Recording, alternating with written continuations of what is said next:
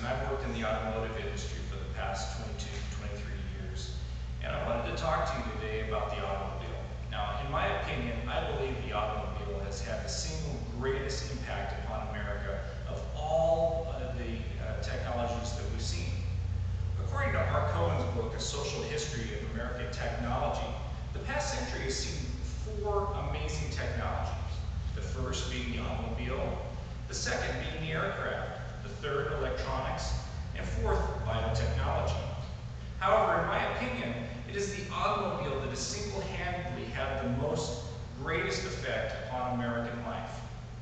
The impact of the automobile on America is quite remarkable.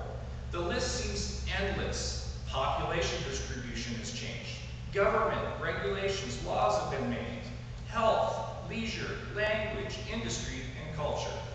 It's upon these last 2 items that I really want to focus, upon industry and culture, that I believe that the automobile has the most influence. According to a 2001 Department of Labor report, over the past 100 years, a remarkable change has happened in the American workforce. Conditions have changed for the worker dramatically. Wages and benefits have risen and improved, and working conditions have improved dramatically. As the 19th century turned into the 20th century, the United States workforce was primarily self-employed farmers. The population at the beginning of the century was 76 million, with about 24 million registered workers. At the end of the century, the United States boasted 280 million people, with 139 million of them employed. These dramatic changes are all due to one man, Henry Ford. Many people mistakenly think that Ford invented the automobile. Reality tells a completely different story. The automobile was invented some 50 years earlier in Europe. It was Henry Ford that popularized the automobile. Guillermo Gucci's book, The Culture of the Automobile, states that Ford's contribution to the American industry was mass production and consumption. Ford, in many aspects, is the father of American industry. Henry Ford was the son of Irish immigrants. He was the quintessential American. He was a self-made man who stood for a symbol of everything American. Ford was a mixture of both businessman and social engineer. He popularized the automobile by creating a mode of transportation that was available for the common man. He transformed the assembly line and ultimately how everything was made in 2 major ways: interchangeable parts and consumer demand. You cannot have one without the other.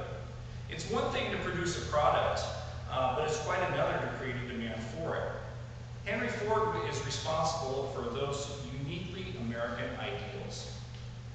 Without Ford's contribution to the assembly line and the interchangeable parts, our country would not have won World War II.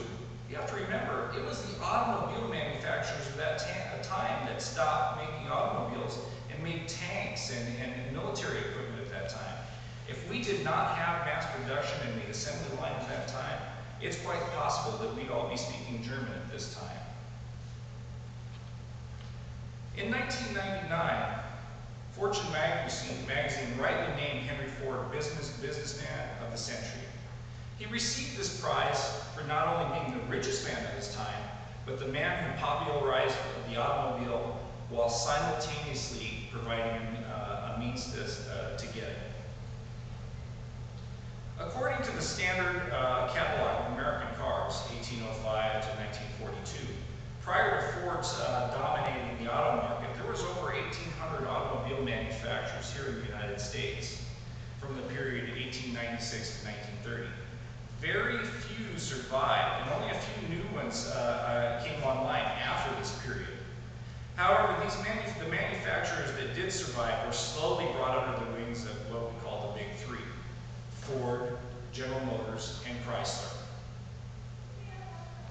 A 2010 report from the Center of Automotive Research states that at the close of the century, the automotive industry alone, all by itself, comprised 4% of the United States economy.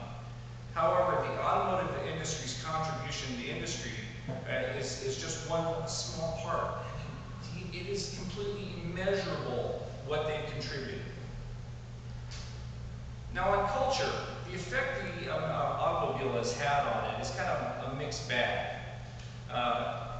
Claude Fisher, a professor of sociology at the University of California, Berkeley, really questions the effect that technology has on the family life and social structure. Fisher points out that new technologies at first tend to bring everyone together. In the beginning, when we had one-tip television, families, neighbors, everybody come around, sit around the television. But as mass production came along, televisions became cheaper, and soon everybody was all in their own place watching their own show. So he said, you know, he's not so sure that it's such a great thing. I, however, believe that the individual spirit and the ability to have your own vehicle and move about is a uniquely American cultural icon.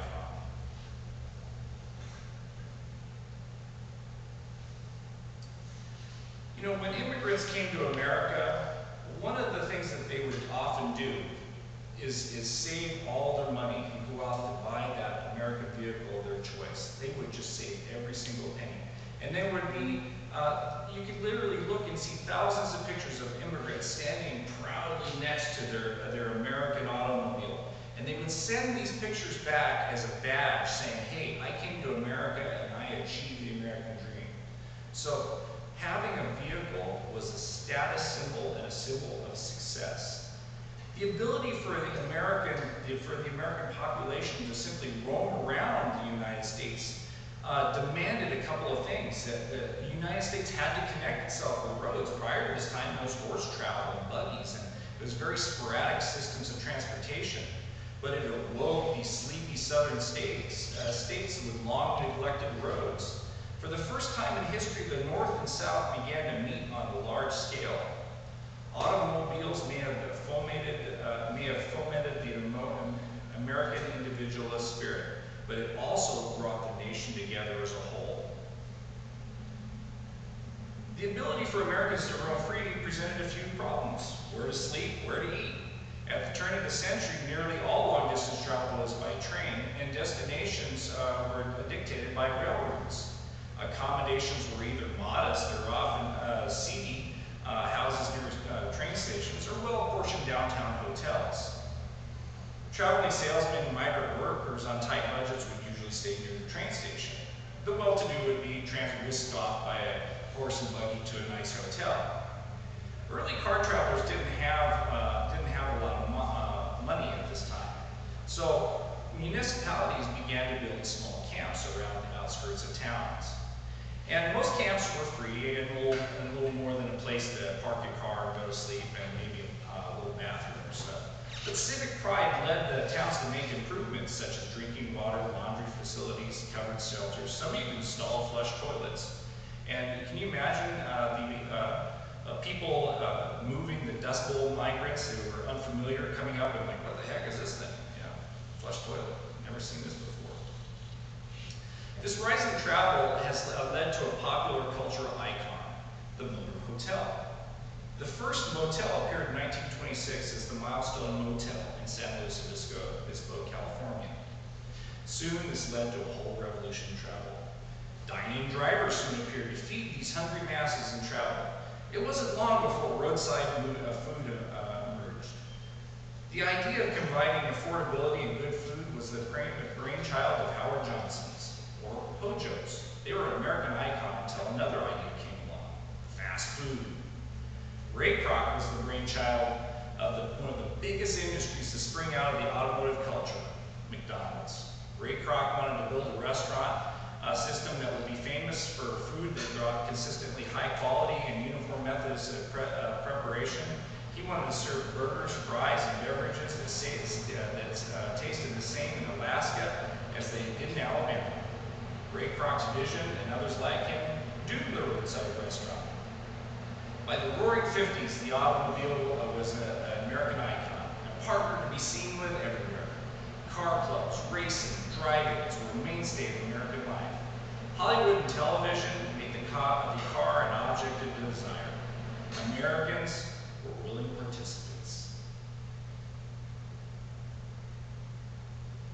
The American impact of the automobile on culture and industry is simply immense. There's no scale that can possibly measure this. From its roots in Detroit and the mass production that followed, would it have been possible for America to be the greatest nation this planet has? Could America have survived World War II without Henry Ford's assembly line and interchangeable parts? These questions don't have any objective answers, but the logical conclusion is no. America would not have done it at those times. Can another invention live up to the cultural and social change caused by the automobile? Is it possible that the American car is what America is? The answer is yes. The automobile is single-handedly the most impactful invention